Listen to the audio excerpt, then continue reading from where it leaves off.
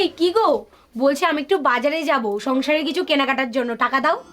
তুমি এখন বাজারে যাবা? তো কতক্ষণ লাগবে মোটামুটি তোমার বাজারে গেলে?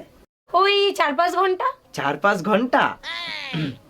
এনো, এটাতে তুমি একটা শাড়ি কিনবা, হ্যাঁ? শাড়ি কিনবো? আচ্ছা। আর এই 500 টাকা দিয়ে তুমি সংসারে জিনিসপত্র কিনবা।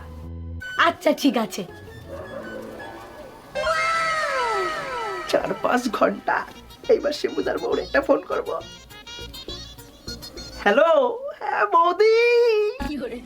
কি গো? তুমি তুমি না বাজারে গেলা? আমি না ভুলে গেছি।